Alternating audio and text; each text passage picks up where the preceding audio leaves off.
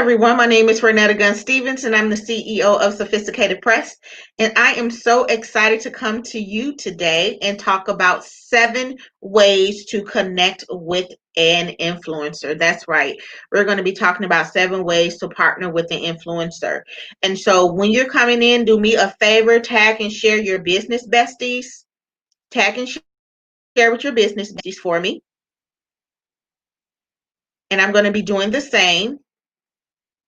And then I want you to bring some questions, okay? And I want you to apply your current business or book, because here at Sophisticated Press, we believe that every business should have a book and every book is a business. And that's what we teach authors here at Sophisticated Press how to do, how to make their book a business and how to make their book create additional streams of income. Now, if this is your first time looking at one of my lives, I am the published author of 4 books: Kingdom Speaking in the Boardroom, A Dash Redemption, 10 Ways to Eliminate Debt by Writing, and then Push, Promote into Shipping and Handling. I'm also the co-founder of Sophisticated Press Author Academy, which is an online course, and it will teach you how to self-publish a book by yourself, and it is self-taught. And so please feel free to visit us at spaa.thinkifit.com if you would like to take our online course. And I'm going to put that up here in the on the banner for you. So that way you have it, okay?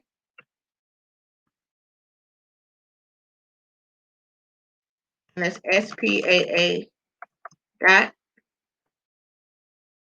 and then thinkifit.com. All right. So what I'm also going to do for you today is we're going to just give you some clarity on how to partner with a influencer. And a lot of times people hear the word influencer and they think immediately, oh, that's somebody with 100,000 followers or more. But that's actually totally opposite. You can have a macro influencer, which is small, or you can have a macro is large and a micro is small, right? And so we want you to look at an influencer as just somebody who is a connector. That's what Malcolm Gladwell calls them. They are connectors. They are someone who is able to connect to a lot of people. When they put something down in the comments, when they put something down on their social media posts, then instantly they are making people make moves. And that's what you want. You want people to make moves. You want people to be able to, I'm just making sure that I use the words really quick, right? Macro is big, 100,000 or more, 50,000 or more, and micro is small, right? So you want to make sure that as long as that influence has influence. Influence means when they put a project or a promotion in their post, everybody gets to buying it, everybody want a part of it. That's the person that you want to connect with your product or services or your book. And I'm sure all of us have at least one in our social media following. So the homework for you after you look at this post is to find out who is the influencer in your following that you already have. They may not have 100,000 followers, but if they are an influencer, then you want to connect with them. Also, I want you to think about this. You know, when I'm looking at some of the movie producers and directors, they don't have as many followers as the actors, but they're still important. So again, never, judge a influencer based on how many followers they have. You want to choose the influencer based on how many connections they have. Okay, you want to base it on how many connections they have. So let's talk about it. We're taking these 7 steps from the book Push. This is page 68. And the first way, or the first strategy to market and to partner with a influencer is to cross promote. Now, cross promote is when you connect with that influencer and you all put on an event together, or you all have maybe like an exclusive line of clothing, apparel, or an exclusive line of a manuscript where you actually can have their name entered into the manuscript in the front matter of the book. So that's when you all cross promote and your niche market get introduced to them and their products and services, and their niche market get introduced to you in your book and your product and services. So that is what cross promoting is. The second strategy is barter services. Sometimes clients will say they don't have money. But here's what I want you to do. It's okay to not have money, but make sure if you tell someone you don't have money that you share what you have. I don't have the money right now to publish that book, but what I do have is a network of women at church that if you partner with me, they can probably publish your book, right? Or I don't have the money to publish your book, but I do have a nonprofit organization and we hold events every year. So then I could possibly say, well, if you can't purchase publishing, then can you at least promise me 4 speaking gigs for the year? So bartering services that maybe it's not a money exchange, but it's a service exchange. And so if that person that you want to work with, if they don't have the money for your product and services, don't just still disregard them. See if there's any bartering services that you all can do together. The other strategy, which is number 3, is going to be to start a book club.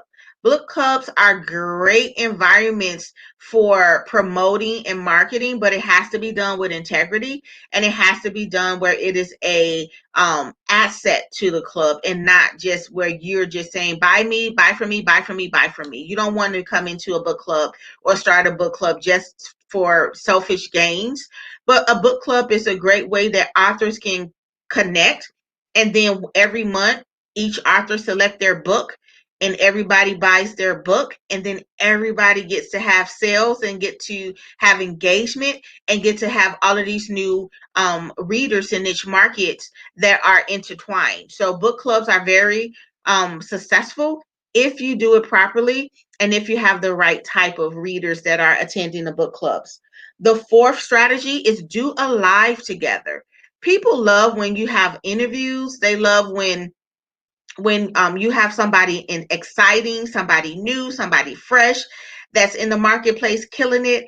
And so if you know that somebody in your following or someone that you follow is really good and they're really making noise in the marketplace, really helping the culture, the community, then get them on an interview.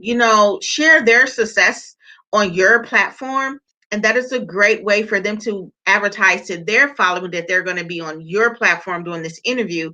And now you're gaining fresh eyes, right? Fresh eyes to your product and services. Now, the next strategy, this is number 5, is I want you to make sure that when you are selecting your influencer, make sure that their brand aligns with your brand, and that way it won't hurt your brand. So let's say since I'm a publisher, I wouldn't select someone who maybe sells CBD.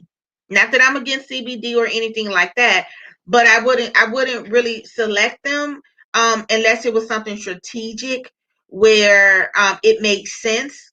But if it doesn't make sense, if the branding don't align with each other, then make sure that you don't select them, because you don't want for your following to go to their page or their social media content and then they're surprised and they're like, oh, like this is different. I wasn't expecting this type of content when I came to this page. So you want to just make sure that the brands are definitely in alignment and they don't hurt each other brands, okay? And that they always add value. Everything you do, authors and entrepreneurs, you want to make sure that you are adding value. If you're not adding value or relieving stress, don't be a part of it, okay? So number 6, share free products. Share free products for them to review. Now, I like this because this is very effective. Some people do charge a fee to for them to promote your products. I would just say be very wary of that. It's okay to pay to play. Trust and believe me, it is okay because that is standard. But make sure you don't offer the money first. If they want to be compensated, they'll let you know. Don't you offer it. And if they do say, well, hey, I want $100, I want $50, I want $500, then you just have to see if it's worth the amount of money that they're requesting. But always remember, just because you pay someone $500 or $100 to promote your product, that does not guarantee sales. So if you don't get the sales, then don't blame the influencer. Maybe your social media content wasn't up to par, or maybe people just didn't want to buy and it was the wrong influencer to connect with. But just always remember, if you do, have someone that is going to promote your product, that does not guarantee sales. That is just a strategy to get your product in front of a lot of people, because it takes people 7 times to see your product.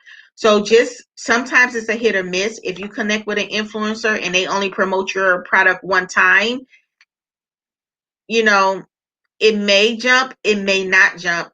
And when I say jump, that means it may produce sales, it may not produce sales, because it does take 7 times for people to see your product or services for them to take notice. Okay. And then the last one is affiliate marketing. And affiliate marketing is something that I feel like that we need to do more in the marketplace as authors. And so affiliate marketing is when you set up some discount codes, and if you know you're going to be promoting some products for somebody, like if you have your favorite soap is let's say if it's Dove or anything like that, it's okay to contact these companies and say, hey, I have a following of 50,000 African American women, and I'm going to be promoting your product or your service, and I want to know, can you give me a discount code? So that way, when I give my clients a discount code, they get maybe 5 to 10% off, and you'll be able to see how much sales I brought to your platform. And then you all begin to build a marketplace, because a lot of times we'll tell our following to buy all of these books, and we haven't even reached out to the author or to the business owner to say, hey, I'm going to be promoting you. Is there a way that I can get compensated for my following? Because when I say your name to this group of women, oh, they're going to buy your book in the thousands. And so I know sometimes when we're good and we have money in the bank, we don't think about earning extra money. But affiliate marketing is very, very, very lucrative. And if you're doing blog posts and different things like that, and you want to highlight somebody, just give them a call or a text or email and say, hey, is there a way that we can create a coupon code? Because I want to highlight you in this blog, and I'm going to hyperlink your website. And so any purchases that they make off your website, I want to make sure that, they feel special, and they get like a percentage off since I sent them. And you'll be amazed how many people will be like, absolutely. I know with Sophisticated Press, we do affiliate marketing, and we also have referral programs. So if somebody, and if you're listening to this applies to you as well. If you want to sell our publishing packages, anything that we have in our website, ask for affiliate code, and we'll give you an affiliate code. And every time someone uses your affiliate code, we'll know that you sent them to our website, and we definitely will give you compensation for that. And we can always, negotiate on what that is. So those are the 7 ways to collaborate with an influencer. Always remember, an influencer can be national or they can be local. And the 7 ways was to cross promote, barter services, start a book club, do a live together, make sure that your niche markets align and your branding align, share free products, and then also do affiliate marketing. So I want to thank you so much for tuning in and watching this on the replay. You know how we end it here at Sophisticated Press. Listen, we love you so much with the love of Jesus Christ. We are so, so, so proud of you, and we know you can do it, and we should talk to you soon.